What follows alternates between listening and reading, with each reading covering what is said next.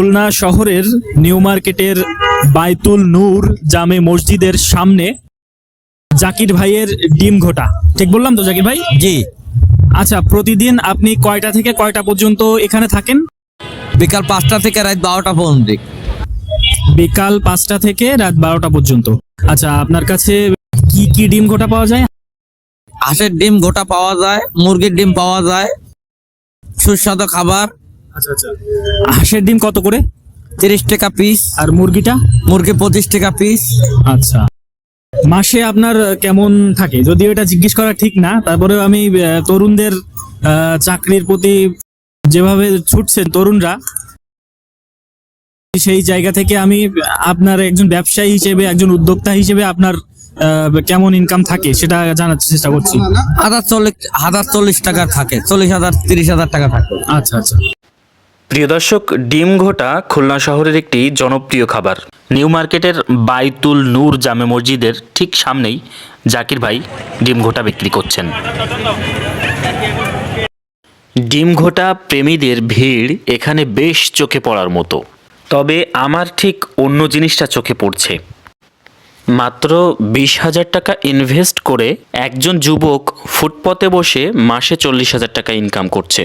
কিন্তু আমাদের শিক্ষা ব্যবস্থায় 18 থেকে 20 বছর লেখাপড়া করে একজন গ্র্যাজুয়েটেড যখন কোনো চাকরির ভাইবা দিতে যায়, তখন তাকে বলা হয় আপনার স্যালারি 10 থেকে 12,000 টাকা, খুব বেশি হলে 18 থেকে 20,000 টাকা।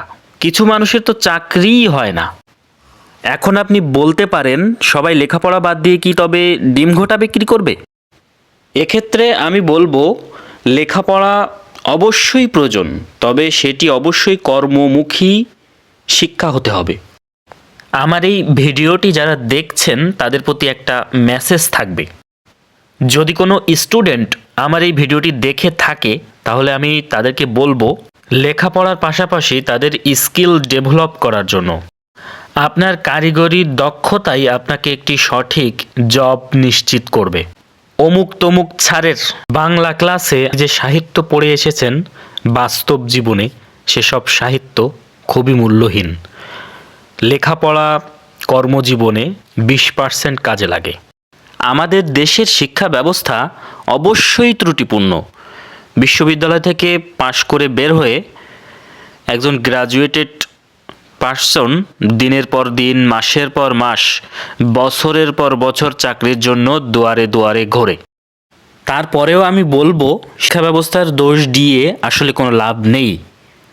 যার দক্ষতা তাকেই অর্জন করতে হবে।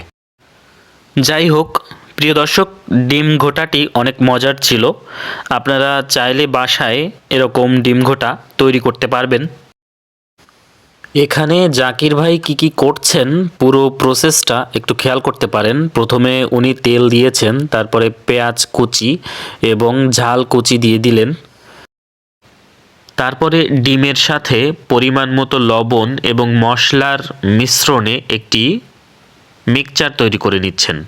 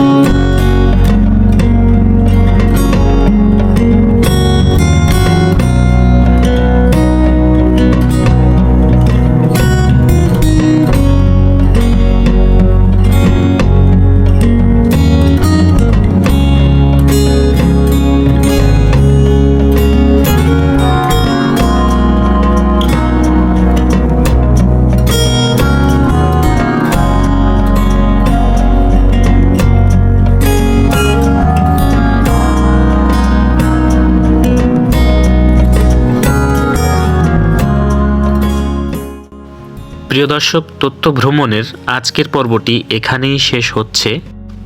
আমাদের ভিডিওটি আপনার ভালো লাগলে অবশ্যই লাইক, কমেন্ট এবং সাবস্ক্রাইব করতে ভুলবেন না। আগামীতে নতুন কোনো বিষয় নিয়ে আপনাদের মাঝে হাজির হব। সেই পর্যন্ত আল্লাহ হাফেজ।